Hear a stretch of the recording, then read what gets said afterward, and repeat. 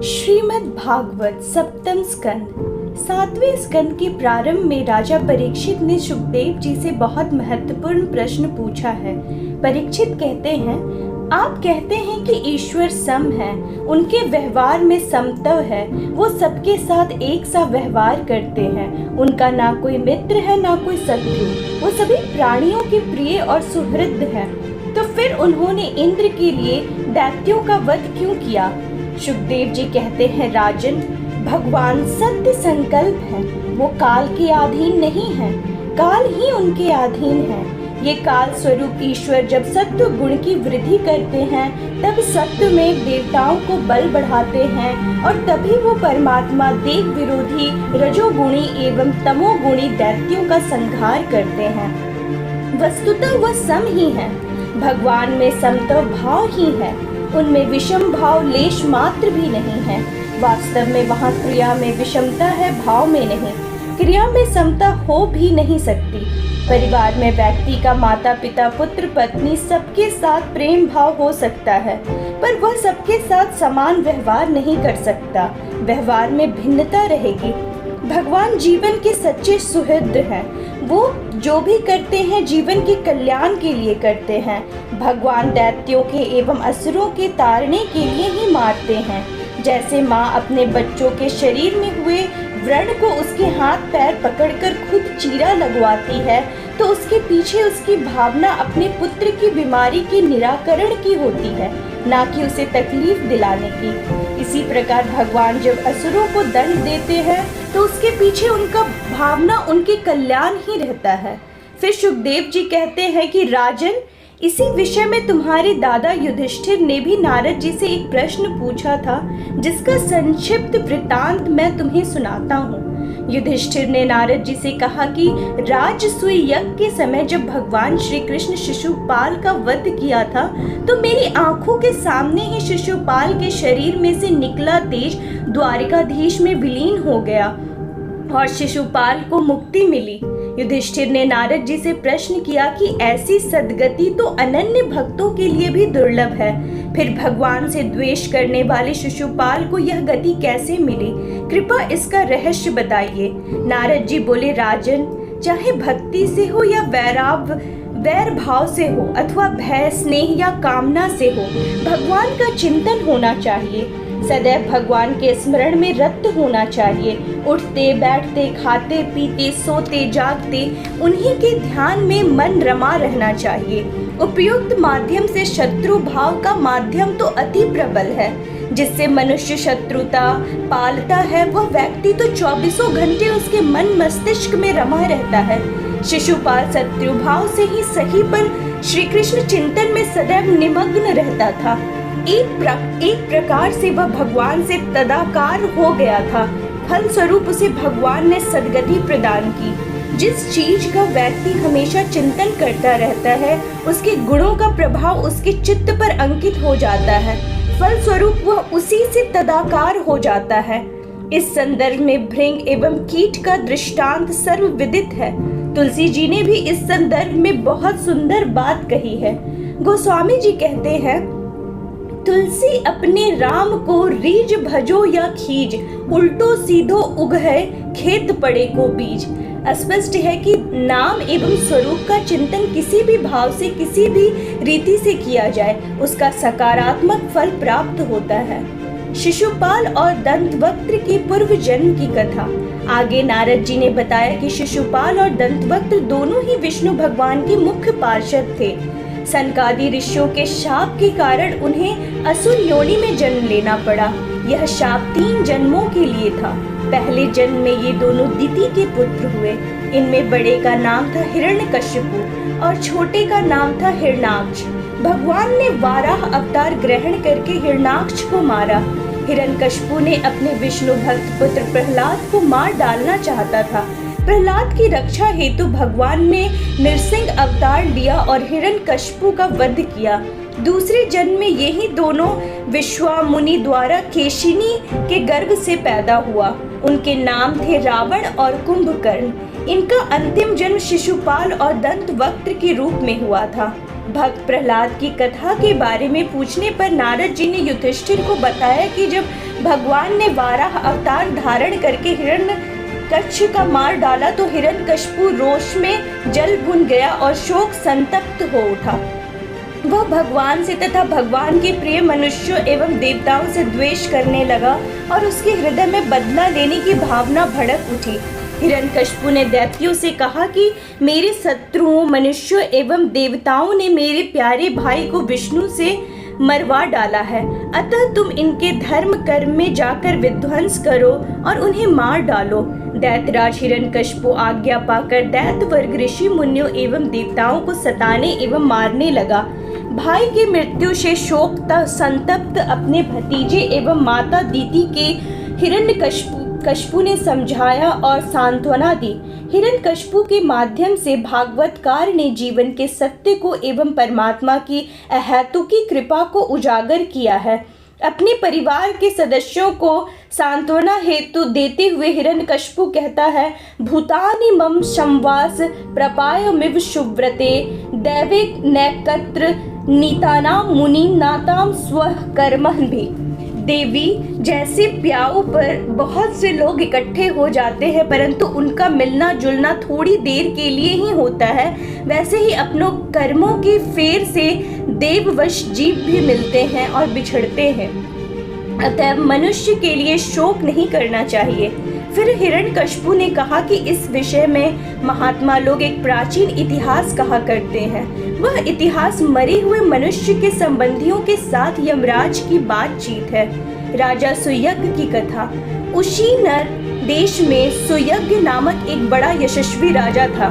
लड़ाई में क्षत्रियों ने उसे मार डाला। सुयज्ञ भाई बंधु एवं रानियां उसके शत विशत सब के चारों ओर बैठकर विलाप कर रहे थे। सुबह से शाम हो गई। रानियां मुर्दे को दाह संस्कार के लिए नहीं ले जाने दे रही थी। ऐसी अजीब स्थिति एवं रानियों का करुण क्रंदन सुनकर स्वयं महाराज बालक के वेश में आए और उन्होंने उन लोगों से कहा, बड़े आश्चर्य की बात है, तुम लोग तो मुझसे सयाने हो, बराबर लोगों का मरना जीना देखते हो, फिर भी इतने मूढ़ हो रहे हो। अरे यह मनुष्य जहाँ से आया था वहीं चला गया, तुम्हें भी एक ना एक दिन वहीं जाना है, फिर झूठ मूठ इतना शोक करने की क्या आवश्यकता है। मुझे देखो, मैं तो बालक होते हुए भी निर्भय होकर घूम रहा हूँ। मुझे कोई चिंता नहीं है, क्योंकि हमारे पिता का पिता परम पिता सदैव हमारी रक्षा करता रहता है।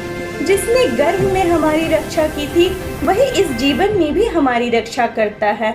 सरक्षिता रक्षति यो ही गर्भे।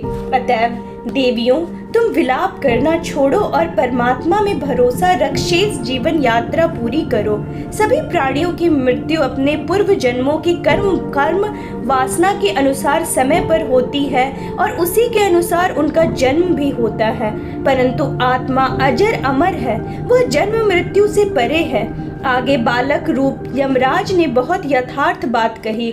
सुयज्ञो नन्व्यम सोते मूढ़ा यमुनो शोचत, यह श्रोता यावनु वेक्त साना दृश्यति करी हिंचित। मूर्खो, जिसके लिए तुम सब शोक कर रहे हो वह सुयज्ञ नामक शरीर तो तुम्हारे सामने खड़ा है।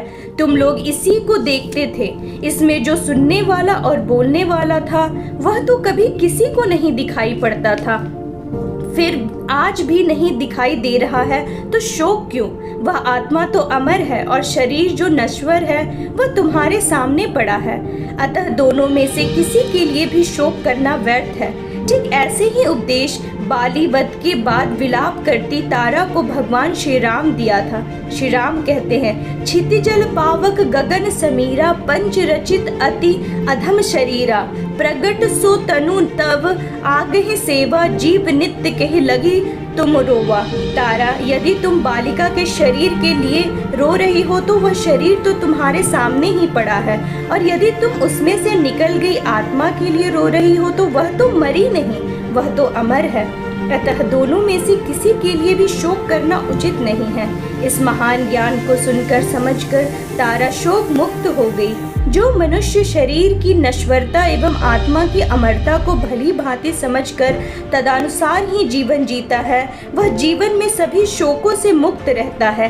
शास्त्रों का ज्ञान मनुष्यों को निश्चित एवं विषाद रहित जीवन जीने के अमूल्य सूत्र देता है। हिरण्यकशिपु की बातें सुनकर उसकी माता दिति एवं अनुज वधु ने शोक त्याग दिया और अपना चित्त परमात्मा में लगा दिया। हिरण्यकशिपु की तपस्या और वर प्राप्ति।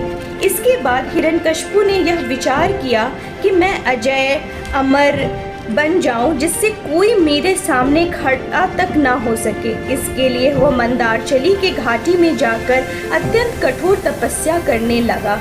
बहुत दिनों तक तपस्या करने के बाद उसकी तपस्या की आग धुएं के साथ सिर से निकलने लगी। यह भीषण आग चारों ओर फैल गई और सभी लोगों को जलाने लगी। आग के इन लपटों से स्वर्ग के देवता भी जलने लगे। देवता घबराकर ब्रह्मा जी के पास पहुंचे और उन्होंने अपने दुख उन्हें सुनाया। ब्रह्मा जी हिरण्यकशिपु के पास पहुंचे। उन्होंने उसे समाधि से जगाया और वह मांगने को कहा। हिरण्यकशिपु ने कहा, मुझे ऐसा वर दीजिए जो आपके बनाए हुए किसी भी प्राणी से मेरी मृत्यु ना हो। बाहर भीतर, दिन में रात्रि में, पृथ्वी आकाश में, अस्त्र शस्त्र से भी मेरी मृत्यु ना हो। मुझे दुनिया के सारे ऐश्वर्य प्राप्त हो। ब्रह्मा जी ने ये सभी दुर्लभ वरदान हिरण्यकशिपु को दे दिया। भाई की मृत्यु स्मरण कर वह भगवान से द्वेष करने लगा। दुर्लभ वर पाकर वह महाशक्तिशाली एवं ऐश्वर्यवान हो गया। उसने तीनों लोगों को जीत कर अपने अधीन कर लिया। वह देवताओं सहित सभी वर्ग के प्राणियों पर घोर अत्याचार करने लगा। भगवान का नरसिंह अवतार और हिरण्यकशिपु वध। हिरण्यकशिपु के 4 पुत्र थे। उनमें प्रहलाद सबसे छोटे थे, पर थे बहुत ही गुणज्ञ।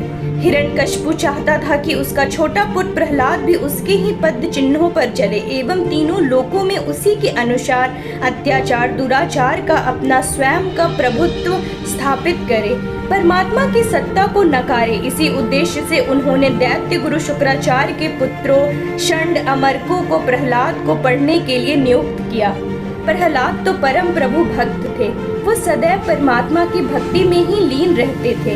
अपने सहपाठियों को भी भगवान की भक्ति की ओर प्रवृत्त करते। षंड अमर के जो नास्तिक दर्शन एवं हिरण्यकशिपु की व्यक्ति पूजा का पाठ पढ़ाते, उसे प्रहलाद अनसुना कर देते और वो परमात्मा सत्ता की चर्चा कर भक्ति भाव में रमे रहते। उन्होंने पूरे राज्य में आध्यात्मिक वातावरण निर्मित कर दिया। हिरण्यकशिपु ने प्रहलाद को बहुत समझाया कि वह भगवान की भक्ति छोड़ दे और उसके दर्शन को ही आत्मसात करे, परंतु प्रहलाद इससे सहमत नहीं हुए। वो अध्यात्म पथ का ही समर्थन करते रहे और तदनुरूप ही उनकी जीवनचर्या जारी रही। हिरण्यकशिपु ने प्रहलाद के विचारों एवं आचरण से नाराज हो गया और उसने प्रहलाद को मारने का आदेश दे दिया। उन्हें मारने के अनेक प्रयास किए गए, पर प्रहलाद का बाल भी बांका नहीं हुआ। एक दिन हिरण्यकशिपु ने क्रोध से आग बबूला होकर तलवार लेकर प्रहलाद का वध करने का निश्चय किया और प्रहलाद से कहा कि अब बता कहाँ है तेरा भगवान, देखते हैं कौन बचाता है तेरे को काल से। यदि तुम्हारा भगवान सब जगह है तो इस खंभे में भी होना चाहिए। प्रहलाद ने कहा कि वो तो सर्वत्र है, इस खंभे में भी है। भगवान अपनी सर्वव्यापकता को सिद्ध करने एवं अपने भक्ति की रक्षा करने के लिए उस खंभे को फाड़ कर नरसिंह रूप में प्रकट हो गए। उन्होंने हिरण्यकशिपु को अपनी गोद में लिटाकर अपने नाखूनों से उसका पेट चीरकर उसका वध कर दिया। चारों ओर भगवान की जय जयकार होने लगी। हिरण्यकशिपु ने प्रहलाद के आख्यान से हमें यह शिक्षा मिलती है कि राजा शासक यदि कुमार्ग पर चलता है एवं लोक में भगवत सत्ता के विरुद्ध कर्म करता है तो परिवारजनों को विशेषकर उसके पुत्र का यह कर्तव्य है कि वह पिता के ऐसे कृत्यों को विनम्रता पूर्वक विरोध करे एवं राज्यों में सुराज स्थापित करने एवं राजा को सुमार्ग पर चलने हेतु प्रेरित करे, भले ही इस कार्य में उसे कितनी ही तकलीफों एवं विरोधों का सामना क्यों न करना पड़े। प्रहलाद ने अपने जीवन को दांव पर लगाकर राज्य में सुशासन स्थापना हेतु लगातार प्रयत्न किए। उनके इस कार्य में भगवान ने उनकी मदद की। नरसिंह भगवान हिरण्यकशिपु का वध कर उसकी राज्यसभा में ऊंचे सिंहासन पर जाकर विराज गए। भगवान के अत्यंत तेजपूर्ण और क्रोध भरे भयंकर चेहरे को देखकर किसी का भी साहस ना हुआ कि उनके पास जाकर उनकी सेवा करे। स्वर्ग के देवी देवताओं के चेहरे प्रसन्नता से खिल उठे। वो सभी भगवान के दर्शन के लिए आए, उन पर पुष्पों की वर्षा करने लगे। ब्रह्मा जी ने, रुद्र ने, इंद्र ने, ऋषियों आदि सभी ने भगवान की स्तुति की, किंतु भगवान का क्रोध शांत नहीं हुआ। लक्ष्मी जी भी भगवान को शांत नहीं कर पाई। तब ब्रह्मा जी के कहने पर प्रहलाद ने नरसिंह भगवान की स्तुति की। बहुत ही सुंदर भक्ति भाव से परिपूर्ण स्तुति प्रहलाद ने की। भगवान तो केवल भक्ति के ही भूखे हैं, वो तो परम भक्त वत्सल हैं। प्रहलाद की स्तुति से भगवान प्रसन्न हुए, उनका क्रोध भरा भयंकर स्वरूप सामान्य हुआ। भगवान ने प्रहलाद से कहा कि तुम्हारी भक्ति से तुम्हारे पिता तर गए। सचरित्र एवं भक्त पुत्र परिवार की 21 पीढ़ियों को पितरों को तार देता है। भगवान ने कहा, बेटा प्रहलाद, तुम मेरे सभी भक्तों के आदर्श हो। भक्ता नाम सर्वेशाम प्रतिरूपक दृक्। आदर्श भक्त वही होता है जो हर स्थिति में भगवान की कृपा की अनुभूति करे और भक्ति से विचलित ना हो। कैसी भी प्रतिकूल परिस्थितियां आए, मुसीबतों को पहाड़ टूट पड़े, परिजनों सहित सारी दुनिया विरोध में आ खड़ी हो, तो भी भगवान पर आस्था श्रद्धा जरा भी ना डुले और अनवरत भक्ति चालू रहे। प्रहलाद को कितने कष्टों, तकलीफों और मुसीबतों का सामना करना पड़ा। पूरा राजतंत्र उनके विरुद्ध हो गया। शासक पिता ने उसे मरवाने के लिए अनेक षड्यंत्र रचे, पर प्रहलाद भगवान की भक्ति एवं श्रद्धा से विचलित नहीं हुआ। परमात्मा पर उसका विश्वास अटल बना रहा। परिणाम यह हुआ कि अंत में भगवान को उसकी रक्षा के लिए स्वयं आना पड़ा। एक सच्चे भक्त को प्रहलाद के जीवन चरित्र से शिक्षा लेनी चाहिए। आज तो लोग जीवन में थोड़ी सी प्रतिकूलता, विषम परिस्थितियों के आ जाने पर भगवान को कोसने लगते हैं और भक्ति पथ से विचलित हो जाते हैं। इसलिए भगवान ने प्रहलाद को परम आदर्श भक्त कहा। प्रहलाद जैसा दृढ़ भक्ति साधना व्यक्ति में हो तो आज भी भगवान ऐसे भक्ति की रक्षा करने के लिए दौड़े चले आएंगे। भगवान के कहने पर प्रहलाद ने राजपद स्वीकार किया और सुख शांति पूर्वक 1000 वर्ष तक आदर्श शासन किया। स्त्री धर्म। इसके बाद इस स्कंद में वर्ण धर्म और स्त्री धर्म का वर्णन है। स्त्री धर्म बहुत सुंदर वर्णन है। स्त्री परिवार की धुरी है। उसके धर्म एवं आचरण पर ही परिवार की सुख शांति और प्रगति निर्भर करती है। स्त्री धर्म के बारे में भागवतकार लिखते हैं, स्त्राणि च पति देवानां तशुश्रूषानुकूलता तदनुध्वनुवृत्तिश्र नित्यम तद व्रत धारणम। अर्थात पति की सेवा करना, उसके प्रतिकूल रहना, पति के संबंधियों को प्रसन्न रखना और सर्वदा पति के नियमों की रक्षा करना, ये पति को ही ईश्वर मानने वाली प्रतिव्रता स्त्रियों के धर्म है। साध्वी स्त्रियों को चाहिए कि वह जो कुछ मिल जाए उसी में संतुष्ट रहे, किसी भी वस्तु के लिए ललचाए नहीं, सभी कार्यों में चतुर एवं धर्मज्ञ हो, सत्य और प्रिय बोले तथा अपने कर्तव्य में सावधान रहे। आज शासन प्रशासन समाज एवं राष्ट्र में भ्रष्टाचार, अनाचार, दुराचार एवं अनैतिकता की विकट स्थिति हम देख रहे हैं। इससे केवल नारी जाति ही देश को निजात दिला सकती है। यदि पत्नी अपने पति को नीतिपूर्ण एवं मर्यादित जीवन जीने हेतु प्रेरित करे और उसे सुमार्ग पर चलने को बाध्य करे, तो संपूर्ण राष्ट्र सभी प्रकार के अपराधों से मुक्त हो जाए और देश में पूरी तरह अमन चैन स्थापित हो जाए। भागवत ने स्त्री की शक्ति और महत्ता को रेखांकित किया है। इसके बाद ब्रह्मचर्य आश्रम का उल्लेख आता है। विद्यार्थियों के लिए ब्रह्मचर्य की महत्ता प्रतिपादित की गई है। आगे गृहस्थ धर्म का वर्णन है। गृहस्थ को सदाचारी होना चाहिए। मनुष्य जो भी अर्जित करता है उसमें समाज का भी भाग है। प्राकृतिक संसाधनों के द्वारा अर्जित संपत्ति पर किसी एक व्यक्ति का अधिकार नहीं है। वह सब अच्युत निर्मित है, अतः उसको उपयोग समाज के कमजोर वर्ग के उत्थान में किया जाना चाहिए। इतनी सुंदर श्रेष्ठ विचारधारा दुनिया में और किस ग्रंथ में मिलेगा। इसीलिए भागवत मानव कल्याण का महान ग्रंथ है। भागवत का कथन है, मनुष्यों को अधिकार केवल उतने ही धन पर होना चाहिए जितने में उसकी भूख मिट जाए। इससे अधिक संपत्ति को जो अपनी मानता है वह चोर है, उसे दंड मिलता है। भगवान की इस विचारधारा के अनुसार यदि व्यक्ति आचरण करने लगे तो सारी दुनिया भुखमरी समाप्त हो जाए और धरती पर सुख चैन स्थापित हो जाए।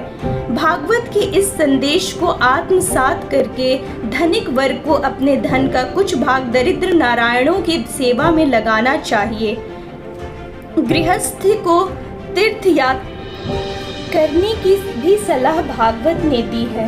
तीर्थ यात्रा का उद्देश्य केवल स्नान दर्शन ही नहीं होना चाहिए, अपितु ज्ञान के आदान प्रदान और राष्ट्रीय एकता हेतु भी इसका सदुपयोग किया जाना चाहिए। प्रस्तुत स्कंद के अंत में भागवतकार ने 3 सुंदर सूत्रों भावादैत्य, क्रियाद्वैत और द्वारदैत्य को जीवनों में उतारकर आदर्श जीवन जीने एवं आदर्श समाज निर्माण का बहुत ही सुंदर संदेश दिया है। भावत्वकता तात्पर्य है विचारों में एक रूपता। मैं अपने लिए अच्छा सोचूं और बाकी मनुष्यों के लिए बुरा सोचूं, इसे भागवत गलत मानता है। जैसा सुखी शांति हम अपने लिए चाहते हैं वैसे ही दूसरों के लिए भी चाहें। मनुष्य सहित सभी जीवों के लिए हमारे हृदय में प्रेम और सहानुभूति हो। दूसरा सूत्र है क्रियाद्वैत, अर्थात हमारे कर्म से किसी को हानि ना पहुँचे। जैसे हम चाहते हैं कि कोई हमें तकलीफ ना दे, वैसे हमें भी यह ध्यान रखना चाहिए कि हमारी क्रियाओं से भी किसी को परेशानी ना हो, कोई दुखी ना हो। तीसरा सूत्र है द्वैत, अर्थात द्रव्यों में अपने एकाधिकार ना मान बैठना। अपनी आवश्यकताओं की पूर्ति के बाद जो शेष बचे उसे जरूरतमंदों में बांटना। मैंने जो कमाया है उसमें मेरे श्रम मेधा के साथ साथ भगवान की कृपा का भी योगदान है, अतः भगवान का हिस्सा उनको देना। भगवान स्वयं तो कुछ ग्रहण करते नहीं, अतः उनकी अभावग्रस्त संतानों के उत्थान में लगा देना ही भगवान का अंश भगवान को देना है। इन 3 सूत्रों को हर मनुष्य यदि जीवन में उतार ले तो उस व्यक्ति को तो सुख शांति मिलेगा ही, समाज में भी अमन चैन आ जाएगा। भागवत बहुत ही उच्च कोटि का आध्यात्मिक ग्रंथ है। इसके स्वाध्याय चिंतन मनन से जीवन में शांति मिलती है, एक ऐसी शांति जो अन्यत्र नहीं मिल सकती। वास्तव में श्रीमद् भागवत महापुराण शांति का महासागर है।